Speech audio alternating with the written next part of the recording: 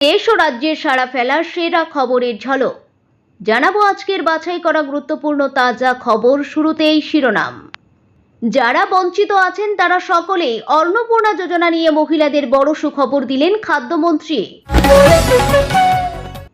পিস্তল রানী পূজা বিশ্বাসকে কিভাবে ধরল সিআইডি, হাড়হিম তথ্য জানালেন গোয়েন্দা প্রধান।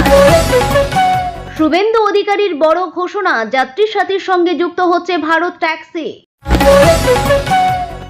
আমতলায় অভিষেকের অফিসে ভাঙা পড়ছে না জরুরি শুনানিতে স্থগিতাদেশ হাইকোর্টে। সোমবার ককরোচ পার্টির সংসদ অভিযান, যন্তর মন্তরে সাজো সাজো রব, অনুমতি নেই জানিয়ে দিল্লি পুলিশের বার্তা, এগোলেই ব্যবস্থা। আসছে বিস্তারিত খবরে। আগস্ট মাসের অন্নপূর্ণা যোজনার টাকার অপেক্ষায় আবেদনকারীরা। বিজেপি সরকার ক্ষমতায় আসার পরপরই রাজ্যে চালু হয়ে গেছে অন্নপূর্ণা যোজনা। ইতিমধ্যেই আবেদনকারীদের একটা বড় অংশের মহিলাদের অ্যাকাউন্টে ঢুকে গেছে টাকা, তবে সকল যোগ্যরা টাকা পাচ্ছেন না বলে অভিযোগ উঠছে। মুখ্যমন্ত্রী শুভেন্দু অধিকারী বারে বারে আশ্বাস দিয়েছেন একজনও যোগ্য বঞ্চিত হবেন না, সকলকে ধৈর্য ধরতে বলেছেন তিনি। এবার সেই একই অনুরোধ করলেন রাজ্যের খাদ্যমন্ত্রী অশোক কীর্তনিয়া। তিনি বলেন, যারা বঞ্চিত আছেন তারা সকলেই অন্নপূর্ণা যোজনার টাকা পাবেন, একটু ধৈর্য ধরতে হবে। অন্নপূর্ণা যোজনায় এখনো টাকা পেতে বাকি রয়েছেন অনেক মহিলায়। ফর্ম ফিল আপ চলছে। যোগ্য বঞ্চিত আবেদনকারীদের জন্য বাড়ি বাড়ি গিয়ে তথ্য যাচাই বা ভেরিফিকেশনের কাজ শুরু করেছে সরকার। অন্নপূর্ণা যোজনায় আবেদন করেও যাদের অ্যাকাউন্টে ঢোকেনি ৩,০০০ টাকা বা যাদের স্ট্যাটাস পেন্ডিং দেখাচ্ছে, সেই সব আবেদনকারীদের বাড়ি বাড়ি গিয়ে তথ্য যাচাই করা হচ্ছে, যাতে কোনো যোগ্য উপভোক্তা বঞ্চিত না হন। কিন্তু অন্নপূর্ণা যোজনার টাকা আদৌ ঢুকবে কিনা তা নিয়ে চিন্তায় মহিলাদের একাংশ। এই আবহে খাদ্যমন্ত্রীর আশ্বাস, বঞ্চিতরা সকলেই অন্নপূর্ণা যোজনার টাকা পাবেন। এর আগে মুখ্যমন্ত্রীও এই প্রকল্প নিয়ে কথা বলতে গিয়ে কিছুটা সময় চেয়ে নিয়েছেন। জানা গেছে, ফর্ম ভেরিফিকেশন প্রক্রিয়া আগামী ৩০/৮/২০২৬ অর্থাৎ ৩০শে আগস্ট পর্যন্ত চলবে। যত দ্রুত সম্ভব গোটা প্রক্রিয়া শেষ করে যোগ্যদের চিহ্নিত করে টাকা পাঠানোর কাজ শুরু করে দেওয়া হবে। একই সাথে অযোগ্যরা বাতিল হবেন। আগেই সরকারে জানিয়েছিল প্রায় ২৮ লক্ষের আবেদন বাতিল করা হয়েছে, তবে পরে ফের যাচাই করছে সরকার। রাজ্য তরফে বাড়ি বাড়ি গিয়ে হচ্ছে ভেরিফিকেশন। অনেকেরই আবেদনের স্ট্যাটাস এখন রিজেক্টেড থেকে আন্ডার এনকোয়ারি। যাচাইয়ের পর তাদের মধ্যে বড় সংখ্যায় আবেদনকারী প্রকল্পের সুবিধা পেতে পারেন বলে ধারণা ওয়াকিবহাল মহলের। উত্তর ২৪ পরগনার অশোকনগরে বড় সাফল্য সিআইডির। গোপন সূত্রে খবর পেয়ে অভিযান চালিয়ে অস্ত্রসহ গ্রেপ্তার করা হয়েছে পূজা বিশ্বাস ওরফে পিস্তল রানীকে। তার কাছ থেকে উদ্ধার হয়েছে ৬টি 7mm পিস্তল, ৬টি ম্যাগাজিন, ২০০-র বেশি কার্তুজ এবং নগদ টাকা। তদন্তে জানা গেছে, বিহার থেকে অস্ত্র পাচার করে আনার সময় তাকে পাকড়াও করা হয়। কিভাবে এই অভিযান চালানো হয় এবং কিভাবে পূজা বিশ্বাসকে গ্রেপ্তার করা সম্ভব হলো, সেই বিষয়ে বিস্তারিত জানিয়েছেন সিআইডির গোয়েন্দা প্রধান নটরাজন রমেশ বাবু। পশ্চিমবঙ্গে গণপরিবহন ব্যবস্থায় নতুন অধ্যায়ের সূচনা হতে চলেছে। রাজ্যের তথ্য প্রযুক্তি ও ইলেকট্রনিক্স দপ্তরের রাষ্ট্রায়ত্ত ডিজিটাল পরিবহন প্ল্যাটফর্ম যাত্রীসাথীর উন্নয়নের লক্ষ্যে সহকার ট্যাক্সি কো-অপারেটিভ লিমিটেডের সঙ্গে একটি সমঝোতা স্মারক স্বাক্ষরিত হয়েছে।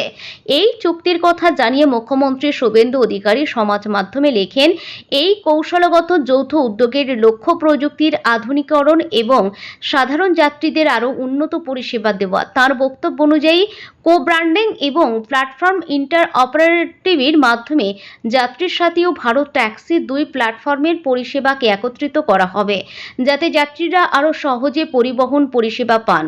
তিনি আরও জানান, এই চুক্তির অন্যতম উদ্দেশ্য চালকদের কল্যাণ, যোগ্য যাত্রীর সাথী পার্টনারদের সমবায় সদস্যপদ এবং বিভিন্ন কল্যাণমূলক প্রকল্পের সুবিধা দেওয়া হবে। ভবিষ্যতে এই পরিষেবার আওতায় বাইক, ট্যাক্সি এবং অটো রিকশাকেও অন্তর্ভুক্ত করার পরিকল্পনা রয়েছে। এর আগে রবিবার কলকাতায় এক অনুষ্ঠানে কেন্দ্রীয় স্বরাষ্ট্রমন্ত্রী অমিত শাহ পশ্চিমবঙ্গে ভারত ট্যাক্সি প্রকল্প চালুর ঘোষণা করেন। তিনি জানান, এই প্রকল্পে প্রচলিত ট্যাক্সি ব্যবস্থার পরিবর্তে চালকরাই গাড়ির মালিক হবেন। এদিন ভারত ট্যাক্সির সঙ্গে একটি সমঝোতা স্মারক স্বাক্ষরিত হয়েছে বলেও তিনি জানান। অমিত শাহ বলেন, আমরা ট্যাক্সি ড্রাইভারদের বদলে তিনি যেন গাড়ির মালিক হন, এই ধারণা নিয়েই ভারত ট্যাক্সির সঙ্গে চুক্তি করেছে। তাঁর দাবি, সমবায় ভিত্তিক এই উদ্যোগ চালকদের চালকদের আর্থিকভাবে আরও স্বনির্ভর করে তুলবে। এই চুক্তির ফলে পশ্চিমবঙ্গে ডিজিটাল পরিবহন পরিষেবার সম্প্রসারণের পাশাপাশি যাত্রী পরিষেবা ও চালকদের কল্যাণ দুই ক্ষেত্রেই নতুন সম্ভাবনার দরজা খুলবে বলে আশা করা হচ্ছে। কলকাতা হাইকোর্টের হস্তক্ষেপে সাময়িক স্বস্তি পেলেন তৃণমূল কংগ্রেসের সর্বভারতীয় সাধারণ সম্পাদক অভিষেক বন্দ্যোপাধ্যায়। দক্ষিণ চব্বিশ পরগনার আমতলায় অবস্থিত তার ব্যক্তিগত কার্যালয়টি ভাঙার যে প্রক্রিয়া শুরু হয়েছিল, আপাতত তার উপর স্থগিতাদেশ জারি করেছে উচ্চ আদালত। শনিবার ছুটির দিনে এক জরুরি শুনানির মাধ্যমে বিচারপতি এই নির্দেশ দিয়েছেন। মূলত আইনি জটিলতা এবং প্রশাসনিক প্রক্রিয়ার বৈধতা নিয়ে প্রশ্ন তুলে আদালতের দ্বারস্থ হয়েছিলেন আবেদনকারীরা। আদালত স্পষ্টভাবে জানিয়েছেন, পরবর্তী নির্দেশ না দেওয়া পর্যন্ত ওই এলাকায় কোনো রকম ভাঙচুর বা নির্মাণ অপসারণের কাজ করা যাবে না। ঘটনার সূত্রপাত শুক্রবার বিকালে। আমতলার ওই জমি কার্যালয় সংক্রান্ত নথিপত্রে গরমিল রয়েছে এই অভিযোগে স্থানীয় প্রশাসন ও ভূমি দপ্তরের তরফে তড়িঘড়ি উচ্ছেদ অভিযানের প্রস্তুতি নেওয়া হয়।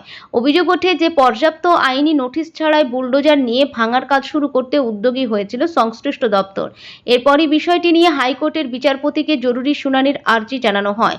ছুটির দিনেও আদালতের এই তৎক্ষণাৎ তৎপরতা রাজ্য রাজনীতিতে নতুন করে শোরগোল ফেলে দিয়েছে। আদালতের পর্যবেক্ষণ অনুযায়ী প্রশাসনিক কোনো পদক্ষেপ গ্রহণের আগে নিয়ম মেনে পর্যাপ্ত সময় দেওয়া এবং যথাযথ আইনি প্রক্রিয়া অনুসরণ করা একান্তই আবশ্যিক। কেন ছুটির দিনে এত তড়িঘড়ি এই উচ্ছেদ অভিযান চালানো হচ্ছিল, সে বিষয়ে রাজ্য প্রশাসনের কাছে সদুত্তর দাবি করেছে উচ্চ আদালত। আইনজীবীদের একাংশের মতে রাজনৈতিক উদ্দেশ্য প্রণোদিত হয়ে এই পদক্ষেপ নেওয়া হয়েছে বলে দাবি করা হয়েছে। যদিও সরকারি পক্ষের আইনজীবীরা জানিয়েছেন যে এটি একটি নিয়মিত প্রশাসনিক প্রক্রিয়া, তবে হাইকোর্ট আপাতত স্থগিতাদেশ বজায় রাখার নির্দেশ দেওয়ায় এই কার্যালয়টি আপাতত সুরক্ষিত রয়েছে। আগামী কয়েকদিনের মধ্যে বিষয়টি নিয়ে ফের বিস্তারিত শুনানি হতে পারে বলে আদালত সূত্রে জানা গেছে। ওই দিন পর্যন্ত কোনো পক্ষই কোনো নতুন পদক্ষেপ নিতে পারবে না। আদালতের এই হস্তক্ষেপে শাসক দলের অন্দরে স্বস্তির হাওয়া লক্ষ্য করা গেছে। আমতলার স্থানীয় বাসিন্দা ও তৃণমূল কর্মীদের মধ্যে এই ঘটনাকে কেন্দ্র করে তীব্র উত্তেজনা ছড়িয়েছিল। ঘটনার খবর ছড়িয়ে পড়তে প্রচুর মানুষ সেখানে জড়ো হন। যদিও আইন শৃঙ্খলা রক্ষাকারী বাহিনী পরিস্থিতির উপর কড়া নজর রাখছে। কোনো অপ্রীতিকর ঘটনা এড়াতে এলাকায় পুলিশি টহল বাড়ানো হয়েছে। কলকাতা হাইকোর্টের এই নির্দেশ কার্যকর করার বিষয়টি নিশ্চিত করতে প্রশাসনকে যথাযথ ব্যবস্থা নিতে বলা হয়েছে। রাজনৈতিক মহলের মতে অভিষেক বন্দ্যোপাধ্যায়ের কার্যালয় ঘিরে এই আইনি লড়াই এখন রাজ্যের প্রশাসনিক মহলে বড় আলোচনার বিষয় হয়ে দাঁড়িয়েছে। আদালতের পরবর্তী শুনানি কি হয় সেদিকেই তাকিয়ে রয়েছে সব পক্ষ। প্রাথমিক পর্যায়ে জানা গেছে, সংশ্লিষ্ট কার্যালয়টি তৈরির সময় প্রয়োজনীয় অনুমতি বা নথিপত্রে কোনো ত্রুটি ছিল কিনা তা নিয়ে প্রশাসন প্রশ্ন তুলেছিল। তবে আদালতের পর্যবেক্ষণ হলো আইনি প্রক্রিয়ায় স্বচ্ছতা বজায় রাখা অত্যন্ত গুরুত্বপূর্ণ। কোনো ভবন ভাঙার আগে পর্যাপ্ত সময় দেওয়া এবং সংশ্লিষ্ট পক্ষকে নিজেদের বক্তব্য রাখার সুযোগ করে দেওয়া উচিত ছিল। প্রশাসনের তরফ থেকে যে তড়িঘড়ি দেখানো হয়েছে তা নিয়ে প্রশ্ন তুলে আদালত সেই প্রক্রিয়ায় আপাতত দাঁড়িয়ে টেনে দিয়েছে। আদালত সূত্রে আরও জানা গেছে যে উভয় পক্ষের আইনজীবীদের উপস্থিতিতে বিস্তারিত তথ্য প্রমাণ খতিয়ে দেখা হবে। পরবর্তী শুনানির দিন প্রশাসনকে সমস্ত নথিপত্র আদালতে জমা দিতে বলা হয়েছে। এখন আমতলার ওই কার্যালয়ে কোনো ভাঙচুর বা উচ্ছেদ প্রক্রিয়া চলবে না, এমনটা নিশ্চিত করেছেন আদালতের সংশ্লিষ্ট বেঞ্চ। সংশ্লিষ্ট প্রশাসনের তরফে পরবর্তী পদক্ষেপ নেওয়ার ক্ষেত্রে এখন আদালতের পূর্ণাঙ্গ নির্দেশিকার জন্য অপেক্ষা করা ছাড়া নেই।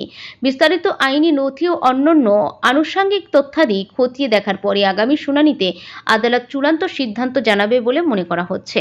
এই ঘটনাটি বর্তমানে রাজ্য রাজনীতির উত্তাপ অনেকটা বাড়িয়ে দিয়েছে এবং আইনি ও রাজনৈতিক পর্যবেক্ষকেরা আদালতের পরবর্তী রায়ের দিকেই তাকিয়ে রয়েছেন। তৃণমূল নেতৃত্বের পক্ষ থেকে এ বিষয়ে কোনো চূড়ান্ত মন্তব্য না পাওয়া গেলেও আদালতের এই রায়ে তারা যে অনেকটা নিশ্চিন্ত তা তাদের সাম্প্রতিক প্রতিক্রিয়ায় স্পষ্ট। আইন ও প্রশাসনের সংঘাতের এই নতুন পর্বে শেষ পর্যন্ত আদালতের রায় কি হয় তার উপরই নির্ভর করছে আমতলার ওই কার্যালয়ের ভবিষ্যৎ। ইতিমধ্যে মধ্য দিল্লিতে সংসদ ভবন লাগোয়া এলাকায় 163 ধারা জারি করে 5 বা তার বেশি মানুষের জামায়াত নিষিদ্ধ করা হয়েছে। পূর্ব ঘোষণা মতোই সোমবার সংসদ ভবন অভিযান করার কথা জানিয়েছে ককরোচ জনতা পার্টি। ঘটনাচক্রে এই দিন থেকে সংসদে বাদল অধিবেশন শুরু হয়েছে। সেই কথা মাথায় রেখে সোমবার দিল্লির যন্ত্রমন্তর থেকে সংসদ পর্যন্ত মিছিলের ডাক দিয়েছে সিজেপি। রবিবার সন্ধ্যায় দিল্লি পুলিশ আরও একবার জানিয়ে দিয়েছে যে এই কর্মসূচির জন্য উদ্যোক্তারা তাদের কাছ থেকে কোনো অনুমতি নেননি। ইতিমধ্যে মধ্য দিল্লিতে সংসদ ভবন লাগোয়া এলাকায় 163 ধারা জারি করে 5 বা তার বেশি মানুষের জামায়াত নিষিদ্ধ করা হয়েছে। দিল্লি পুলিশের বক্তব্য, আগাম অনুমতি নিয়ে কেবল যন্তর মন্তরে মিছিল কিংবা সভা সমাবেশ করা যাবে, এর বাইরে কোথাও এই ধরনের কোনো কর্মসূচির অনুমতি দেওয়া হবে না। দিল্লি পুলিশের তরফে এও বলা হয়েছে যে সংসদের অধিবেশন শুরু হওয়ার কারণে নিরাপত্তা ব্যবস্থা আঁটোসাঁটো করতে সব ধরনের পদক্ষেপ করা হবে। পুলিশের নির্দেশিকা অমান্য করা হলে আইনানুগত পদক্ষেপ করা হবে বলেও জানানো হয়েছে। অনুমতি সংক্রান্ত বিষয় নিয়ে পুলিশের বক্তব্য অবশ্য মানতে নারাজ সিজেপি। তাদের মুখপাত্র বৈষ্ণবী গৌড় জানিয়েছেন, সোমবারের কর্মসূচির বিষয়ে পুলিশকে অবহিত করা হয়েছে। পুলিশ যে কোনো মূল্যে এই কর্মসূচি আটকাতে চাইছে বলে দাবি করেছেন তিনি। আগেই সিজেপি সংসদ অভিযান কর্মসূচিকে অবৈধ বলেছিলেন কেন্দ্রের স্বরাষ্ট্র মন্ত্রকের নিয়ন্ত্রণাধীন দিল্লি পুলিশ। পুলিশের দাবি, একদিকের জন্যে যন্তর-মন্তরে প্রতিবাদ কর্মসূচি করার অনুমতি ছিল সিজেপির, তারপরেও তারা কর্মসূচি চালিয়ে যাচ্ছে। ককরোচ পার্টির তরফে অবশ্য জানানো হয়েছে যে সোমবারের কর্মসূচির বিষয়টি লিখিতভাবে পুলিশকে জানানো হয়নি, তবে সশরীরে দিল্লি পুলিশের প্রধান কার্যালয়ে গিয়ে বিষয়টি জানানোর কথা বলেছে তারা। সোমবার যন্তর-মন্তরে বিক্ষোভ কর্মসূচির ডাক দিয়েছে ওমর আবদুল্লাহর ন্যাশনাল কনফারেন্সও। জম্মু ও কাশ্মীরকে পূর্ণ রাজ্যের মর্যাদা ফিরিয়ে দেওয়ার দাবিতে এই কর্মসূচির আয়োজন করেছে তারা। এই কর্মসূচিতে যোগ দিতে পারে কংগ্রেস এবং বিরোধী জোট ইন্ডিয়ার অন্য শরিক দলগুলিও। সব মিলিয়ে সোমবার বাদল অধিবেশনের প্রথম দিনেই জোড়া কর্মসূচির জেরে সরগরম থাকবে দেশের রাজধানীও। ইতিমধ্যে একাধিকবার 20 জুলাইয়ের সংসদ অভিযান কর্মসূচি সফল করার আহ্বান জানিয়েছেন অনশনরত সোনাম ওয়াংচুক। অনশনে 22তম দিনে দিল্লি সদফর্দ হাসপাতালে শুয়ে নিজের হাতে চিঠি লেখেন তিনি। সোমবার 20 জুলাই ককরোচ জনতা পার্টির তরফে সংসদ ভবন অভিযানের যে ডাক দেওয়া হয়েছে তা সফল করার আহ্বান জানান তিনি। একে ভারতের স্বাধীনতার দ্বিতীয় আন্দোলন বলেও উল্লেখ করেন। শনিবার ভোরে ওয়াংচুককে যন্তর মন্তর থেকে তুলে নিয়ে গিয়ে হাসপাতালে ভর্তি করায় দিল্লি পুলিশ। অভিযোগ, বল প্রয়োগ করে তাকে তুলে নিয়ে যাওয়া হয়েছে, তবে হাসপাতালে ভর্তি করানো হলেও চিকিৎসা করাতে নারাজ ওয়াংচুক। শনিবার হাসপাতাল কর্তৃপক্ষের তরফে জানানো হয়েছে, শরীরে জলের যোগান বৃদ্ধি করতে যা যা ওষুধের প্রয়োজন তা গ্রহণ করতে চাইছেন না সোনাম। হাসপাতালের শয্যায় শুয়েও অনশন চালিয়ে যাচ্ছেন তিনি। তার শরীরে সিরাম পটাশিয়ামের পরিমাণ কমেছে, রক্তে শর্করার পরিমাণ প্রতি ডেসিলিটারে 78 মিলিগ্রাম। হাসপাতালে ভর্তি করানোর সময় সোনামের মূত্রে কিটোনের পরিমাণ ছিল 1+, পরে তা বেড়ে 3+ হয়। হাসপাতাল কর্তৃপক্ষের তরফে জানানো হয়েছে, তার নাড়ির স্পন্দন, রক্তচাপ এবং রক্তে অক্সিজেনের পরিমাণ স্থিতিশীল রয়েছে। রবিবার রাতে আরও একটি মেডিকেল বুলেটিন জানানো হয়, ওয়াংচুকের শারীরিক পরিস্থিতি স্থিতিশীল রয়েছে। তার স্বাস্থ্যের ওঠাপড়ার দিকে নজর রেখেছেন চিকিৎসকেরা। রবিবার রাতে স্ত্রী গীতাঞ্জলি জে আংমো জানিয়েছেন, রাজনৈতিক নেতারা ওয়াংচুকের সঙ্গে দেখা করে সংসদের বাদল অধিবেশনে শিক্ষা ব্যবস্থায় স্বচ্ছতার বিষয়ে আশ্বাস দিলে অনশন প্রত্যাহার করে নেবেন তার স্বামী। তবে এই বিষয়ে এখনো পর্যন্ত নিজে কিছু বলেননি ওয়াংচুক। নিট কাণ্ডের প্রতিবাদে এবং কেন্দ্রীয় শিক্ষামন্ত্রী ধর্মেন্দ্র প্রধানের ইস্তফার দাবিতে গত 20 জুন ককরোচ জনতা পার্টি যন্তর মন্তরে প্রতিবাদ কর্মসূচি শুরু করে। তার 7 দিন পরে ওয়াংচুক সেই মঞ্চে অনশনে বসেন। সেদিক থেকে দেখলে ওয়াংচুক আগের অবস্থান থেকে খানিক সরে আসার ইঙ্গিত দিচ্ছেন বলে মনে করছেন অনেকে। যন্তর মন্তরের ধর্ণা মঞ্চ থেকে সোনাম ওয়াংচুককে হাসপাতালে নিয়ে গিয়ে ভুল করেনি সরকার। রবিবার সোনামের স্ত্রী গীতাঞ্জলি জে আংবোর করা আর্জির প্রেক্ষিতে এমনটাই জানিয়েছে দিল্লি হাইকোর্ট। বর্তমানে দিল্লির সফদরজং হাসপাতালে ভর্তি করেছেন সোনামকে। তাকে দ্রুত দিল্লির একটি বেসরকারি হাসপাতালে ভর্তি করানোর আর্জি জানিয়েছিলেন গীতাঞ্জলি। তার সেই আর্জি খারিজ করে দিয়েছে উচ্চ আদালত। তবে সোনাম পত্নীর আবেদনের প্রেক্ষিতে সরকার, পুলিশ এবং হাসপাতাল কর্তৃপক্ষকে নোটিশ দিচ্ছে দিল্লি হাইকোর্ট। আগামী 3 দিনের মধ্যে তাদের স্ট্যাটাস রিপোর্ট জমা দিতে হবে আদালতে। আগামী বৃহস্পতিবার মামলার পরবর্তী শুনানি।